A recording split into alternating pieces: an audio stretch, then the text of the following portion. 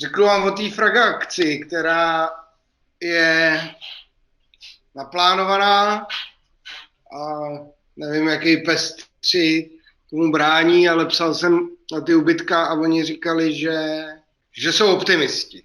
Tak, nově zavádíme přímou autobusovou dopravu, protože je to složitý a celý je to výrazně náročnější než v předchozích ročnících. Organizační výbor vyslyšel přání několika jedinců, že pořád lejeme a nic neděláme. Takže plán je takový, že ve čtvrtek nás na Karláku vyzvedne autobus malej a odveze nás přes Hradec nebo Pardubice přímo do Horní Malé Úpy. Předpokládáme, že Filip přijede do Prahy se sudem, kde bude Filipe co? Bude tam White IPA. Zvítězila, nebo respektive zvítězila IPA z té konzervy a aby to nebylo úplně trapný, tak jsem se rozmyslel, že uděláme White IPu, což je pivo na takový blend americký IPy. No, americký IPy to je samo o sobě trošku takový protimluv, ale budiš. A Witbieru belgického, takže by to mělo být minimálně aspoň trochu zajímavější, bude to takový letní pití, 6,5% parádička.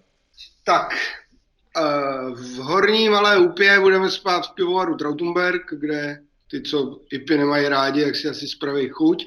A ráno vyrážíme, tady to asi vidíte na šerovaný obrazovce, pěšky přes 2 hospody a Sněžku na Luční boudu, kde budeme nocovat. Luční bouda shodou náhod je taky pivovar, se málo ví.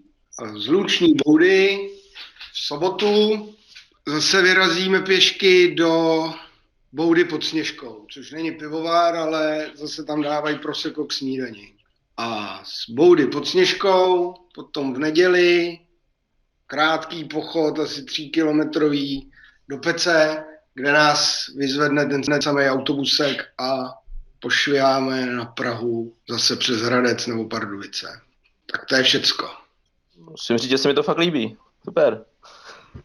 Jak budeš dělat oheň v Národním parku? To se vyřeší na místě. Robine, je vidět, že hezky pohybuješ pusou, ale nemluvíš, protože máš vyplý mikrofon. Je to teďka lepší? Jo, teď tě Tak slyšíme. říkal jsem, že jo, že je to pěkný. Děkuju. Další vtip. Jako víte, proč má smrtka kosu a ne třeba srp nebo něco takového? No, Povídej. ona chtěla mít původně kombajn, ale řidičák neudělala, no. Štěstí. To je ode mě pro dnešek vše.